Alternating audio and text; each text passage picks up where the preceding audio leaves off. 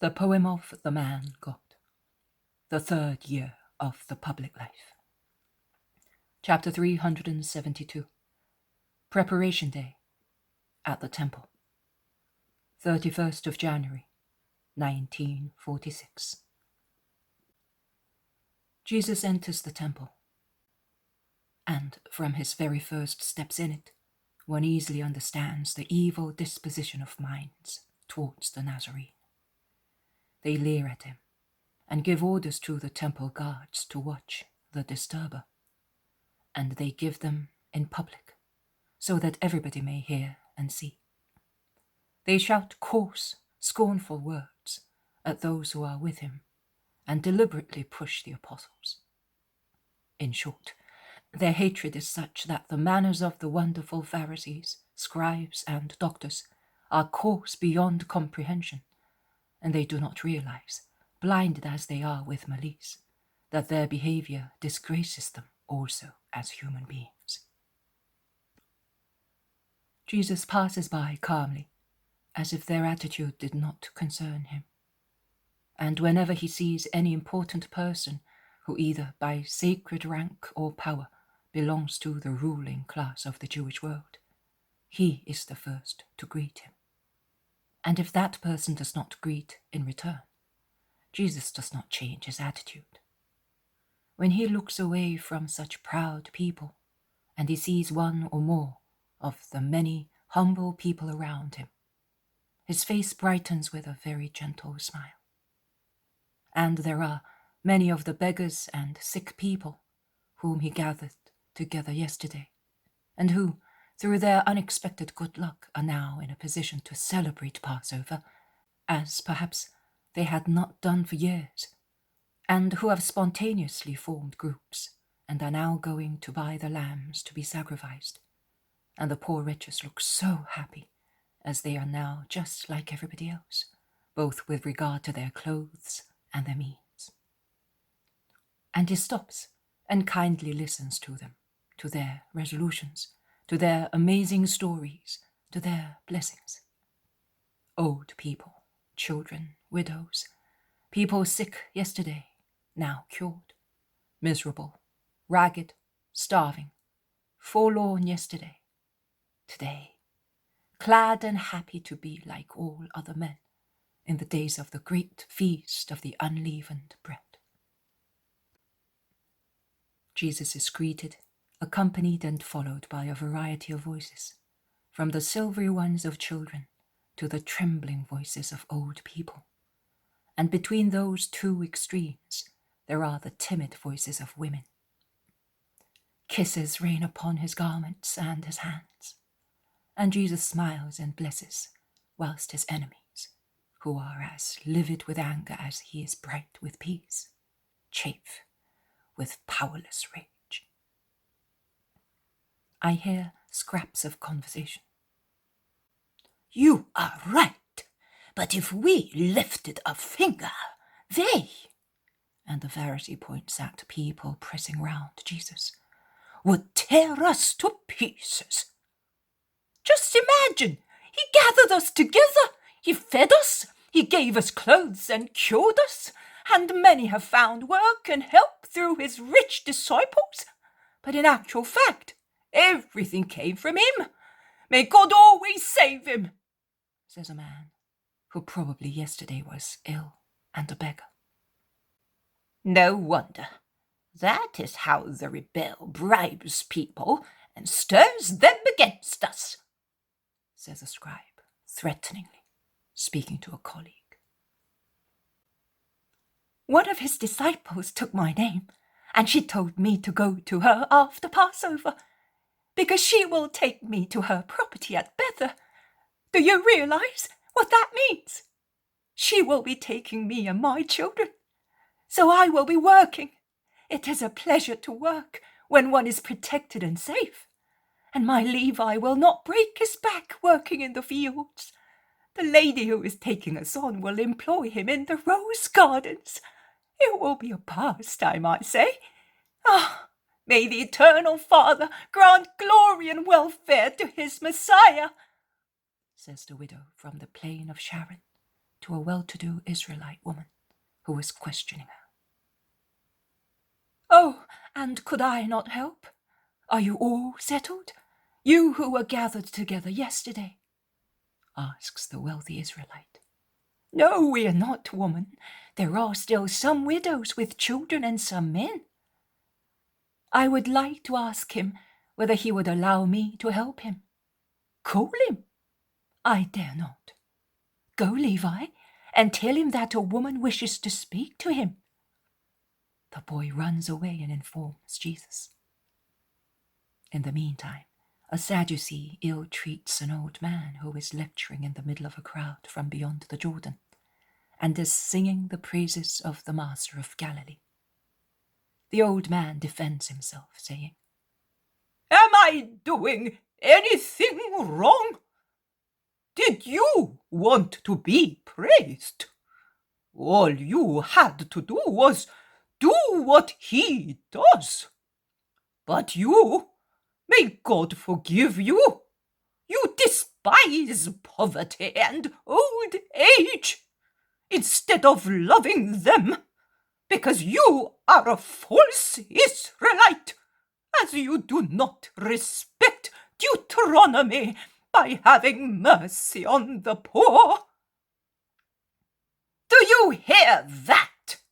That is the result of the doctrine of the instigator. He teaches common people to offend the saints of Israel. A priest of the temple replies to him, "But it is our fault if that happens. We do nothing but utter threats without carrying them out." Jesus, in the meantime, says to the woman of Israel, "If you really want to be a mother to orphans and a sister to widows, go to Cusa's palace at the Sixtus. Tell Johanna that I have sent you, and may the ground be as fruitful to you as Eden because of your pity. And may your heart be more fruitful in a deeper and deeper love for your neighbor." At the same time, he sees the guards drag the old man who had spoken previously. He shouts, "What are you doing to the old man? And what has he done?" "He insulted the officials who were reprimanding him." "That is not true. A Sadducee maltreated me because I was speaking of you to those pilgrims. And as he lifted his hand against me, because I am old and poor, I told him that he is a false Israelite who tramples on the words of Deuteronomy." "Set the old man free. He is with me. He spoke the truth. Not sincerity, the truth. If God speaks through the lips of children, he speaks also through the lips of old people. It is written, 'Do not despise a man in his old age, because those who have grown old belong to us.' It is also written, 'Do not ignore the talk of the wise. Be conversant with their proverbs, since from these you will learn wisdom and the theory of intelligence.' And also, do not be talkative where there are old men." Let Israel remember that part of Israel which says that it is perfect. Otherwise, the Most High will give the lie to it. Father, come here beside me. The old man approaches Jesus, while the Sadducees, impressed by the reproach, go away angrily. "I am a Jewess of the diaspora, O expected king. Could I serve you like that woman whom you sent to Johanna?" says a woman who is very much like that one named Nikki, who wiped Jesus' face on Golgotha and received the towel. But Jewesses are very much alike, and after many months after that vision I might be wrong. Jesus looks at her, he sees a woman about 40 years old, well-dressed, of frank manner. He asks her, "You are a widow, are you not?" "Yes, I am, and I have no children. I came back recently, and I bought some land at Jericho to be close to the holy city. But now I see that you are greater than it is, and I will follow you. And I beg you to accept me as your servant.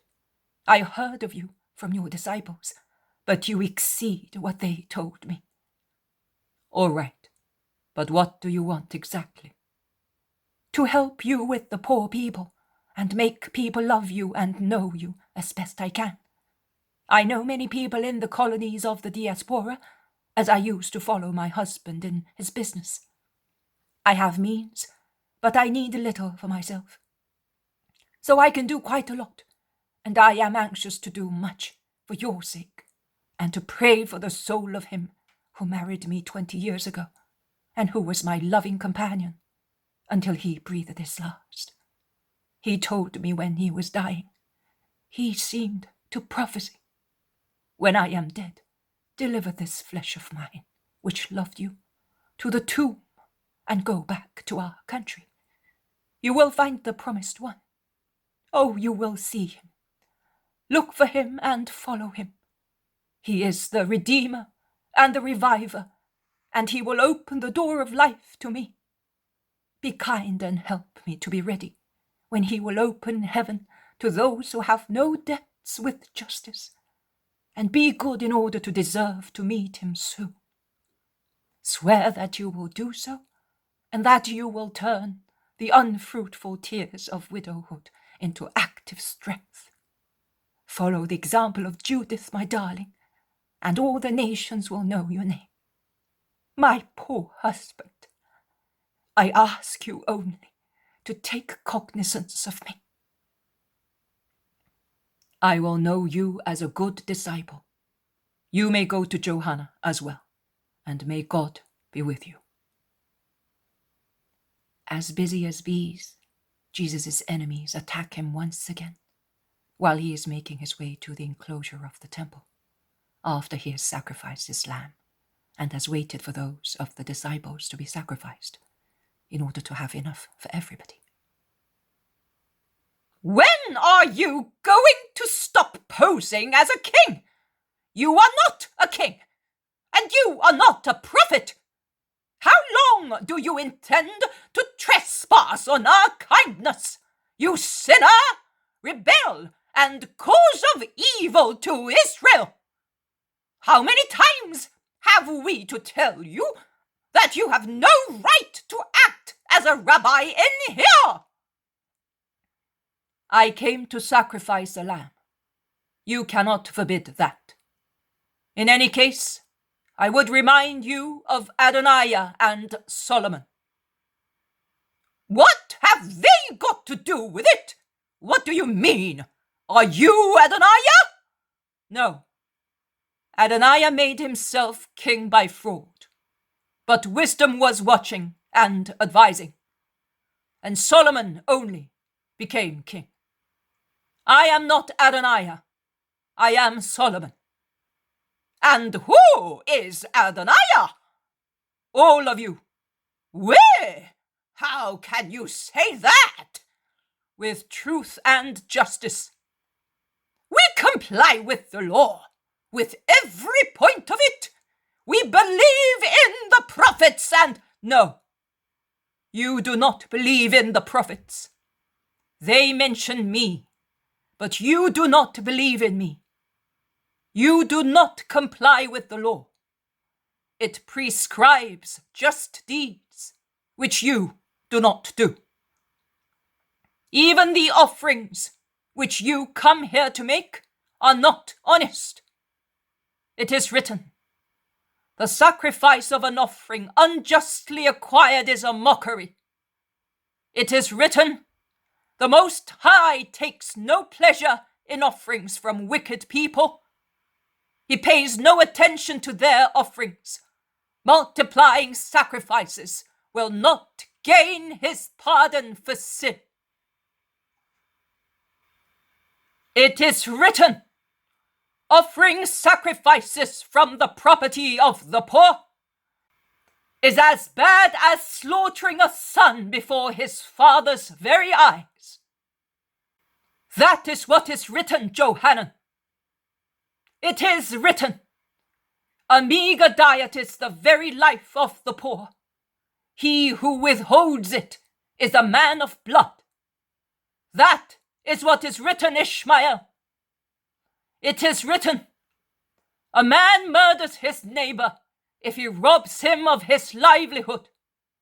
That is what is written, O Doris, son of Doris. It is written, he who sheds blood and he who withholds an employee's wages are brothers. That is what is written, O Johanan, Ishmael, Hananiah, Doris, Jonathan. And remember that it is also written, whoever turns a deaf ear to the cries of the poor will cry too, but he will not be listened to.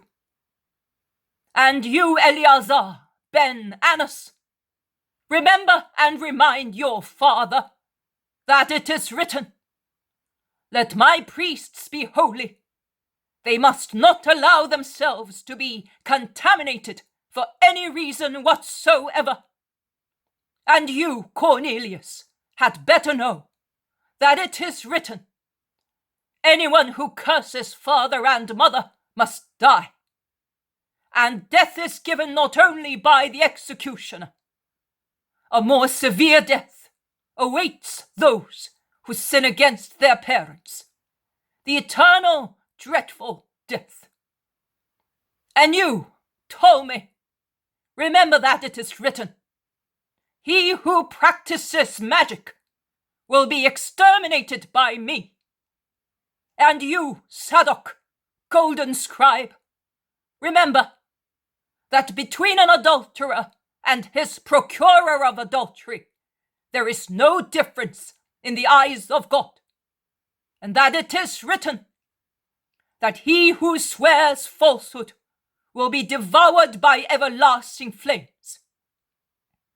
And tell him who has forgotten it, that he who marries a virgin, and when he is satiated with her, he rejects her with false accusations, is to be condemned. Oh, not in this world, in the future life, because of his deceit, his perjury, the damage caused to his wife and his adultery. What? Are you all running away before the defenseless one who is speaking words that are not his own, but belong to those whom you declare to be the saints of Israel? Thus you cannot say that the defenseless one is a blasphemer, because if you did, you would call blasphemous the books of wisdom and those of Moses, which were dictated by God. Are you fleeing from the defenseless one? Are perhaps my words stones? Or are they rousing your consciences by striking the hard bronze of your hardened hearts? And your consciences feel that it is their duty to become purified, not only in your bodies in this preparation day, so that you may consume the holy lamb without any sin of impurity. Oh, if it is so, praised be the Lord. Because since you wish to be praised as wise men, remember that it is true wisdom to know oneself, to confess one's errors, to repent, and thus celebrate the rites with true devotion. That is, with the cult and rite of your souls, and not with an external cult. They have gone. Let us go as well, to give peace to those who are waiting for us.